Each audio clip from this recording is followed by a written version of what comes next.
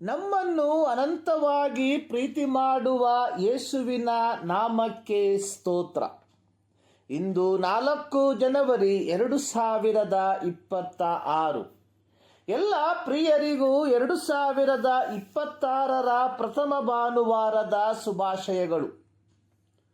ದೇವರು ತನ್ನ ಒಬ್ಬನೇ ಮಗನನ್ನು ನಾವು ಆತನ ಮೂಲಕ ಜೀವಿಸುವುದಕ್ಕಾಗಿ ಲೋಕಕ್ಕೆ ಕಳುಹಿಸಿಕೊಟ್ಟದರಲ್ಲಿಯೇ ದೇವರ ಪ್ರೀತಿಯು ನಮ್ಮಲ್ಲಿ ಪ್ರತ್ಯಕ್ಷವಾಗಿದೆ.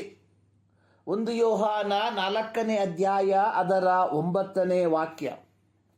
ರೋಮಾಪುರದವರಿಗೆ ಬರೆದ ಪತ್ರಿಕೆ 5ನೇ ಅಧ್ಯಾಯದ 8ನೇ ವಾಕ್ಯದಲ್ಲಿ ಪೌಲನು ಬರೆದಿರುವಂಥದ್ದು, ನಾವು ಪಾಪಿಗಳಾಗಿದ್ದಾಗಲೂ ಕ್ರಿಸ್ತನು ನಮಗೋಸ್ಕರ ಪ್ರಾಣ ಕೊಟ್ಟದರಲ್ಲಿ ದೇವರು ನಮ್ಮ ಮೇಲೆ ತನಗಿರುವ ಪ್ರೀತಿಯನ್ನು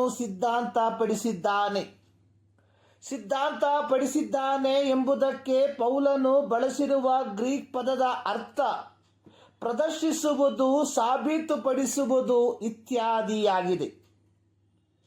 ನಾವುಗಳು ಸಾರ್ವಜನಿಕ ಸಮಾರಂಭಗಳಲ್ಲಿ ಹೊಸ ಸ್ಮಾರಕವನ್ನು, ಕಲಾಕೃತಿಯನ್ನು ಅಥವಾ ಪುತ್ಥಳಿಗಳನ್ನು ಅನಾವರಣಗೊಳಿಸಿರುವಂಥದ್ದನ್ನು ನೋಡಿದವರಾಗಿದ್ದೇವೆ. ಅನಾವರಣಗೊಳಿಸುವುದು ಅಂದರೆ ಪುತ್ಥಳಿಯ ಮೇಲೆ ಹಾಕಿರುವ ಮುಸುಕನ್ನು ತೆಗೆದು ಬಿಡುವುದು ಎಂದರ್ಥ.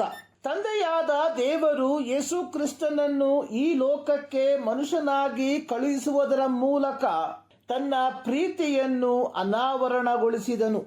ಅನಾವರಣಗೊಂಡ ಪ್ರೀತಿಯ ಫಲವಾಗಿ ಇಂದು ನಾವುಗಳು ದೇವರ ಮಕ್ಕಳೆಂಬ ಪದವಿಗೆ ಪ್ರವೇಶಿಸಿರುವಂತವರಾಗಿದ್ದೇವೆ.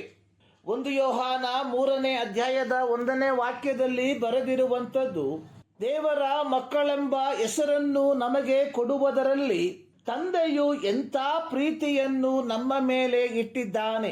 ಅನಾವರಣಗೊಂಡ ದೇವರ ಪ್ರೀತಿಯನ್ನು ಅನುಭವಿಸಿರುವ ನಾವುಗಳು ಅದನ್ನು ಅಡಗಿಸಿಟ್ಟುಕೊಳ್ಳದೆ ಇತರರಿಗೆ, ಅಂದರೆ ದೇವರ ಪ್ರೀತಿಯನ್ನು ಅರಿಯದವರಿಗೆ ನಮ್ಮ ದೈನಂದಿನ ಜೀವನ ಶೈಲಿಯ ಮೂಲಕ ಪ್ರದರ್ಶಿಸುವಂತವರಾಗಿರಬೇಕು.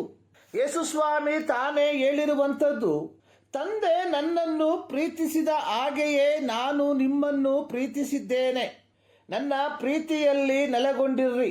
ನಾನು ನನ್ನ ತಂದೆಯ ಆಜ್ಞೆಗಳನ್ನು ಕೈಕೊಂಡು ನಡೆದು ಆತನ ಪ್ರೀತಿಯಲ್ಲಿ ನೆಲೆಗೊಂಡಿರುವ ಮೇರೆಗೆ ನೀವು ನನ್ನ ಆಜ್ಞೆಗಳನ್ನು ಕೈಕೊಂಡು ನಡೆದರೆ ನನ್ನ ಪ್ರೀತಿಯಲ್ಲಿ ನೆಲೆಗೊಂಡಿರುವಿರಿ. ಯೋಹಾನನು ಬರೆದ ಸುವಾರ್ತೆ 15ನೇ ಅಧ್ಯಾಯ ಅದರ 9-10 ವಾಕ್ಯ.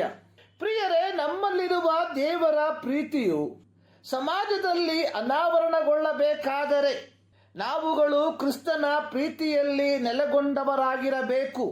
ಹಾಗೆ ಕ್ರಿಸ್ತನ ಪ್ರೀತಿಯಲ್ಲಿ ನೆಲೆಗೊಳ್ಳಬೇಕಾದರೆ ಆತನ ಆಜ್ಞೆಗಳನ್ನು ಕೈಕೊಂಡು ನಡೆಯುವವರಾಗಿರಬೇಕು. ಪ್ರಿಯ ದೇವ ಜನರೇ, ಈ 2026ರ ಪ್ರಥಮ ಭಾನುವಾರಕ್ಕೆ ನಾವು ಕಾಲಿಟ್ಟಿರುವಾಗ ನಮ್ಮ ಜೀವಿತದ ಮೂಲಕ ಕ್ರಿಸ್ತನ ಪ್ರೀತಿಯನ್ನು ಅನಾವರಣಗೊಳಿಸುವಂತವರಾಗಿರುವ ಈ ಮುಂಜಾನೆಯಲ್ಲಿ ಸರ್ವಶಕ್ತನಾದ ದೇವರು ಈ ಅಧ್ಯಯನದ ಮೂಲಕ ನಿಮ್ಮನ್ನು ಧಾರಾಳವಾಗಿ ಆಶೀರ್ವದಿಸಲಿ.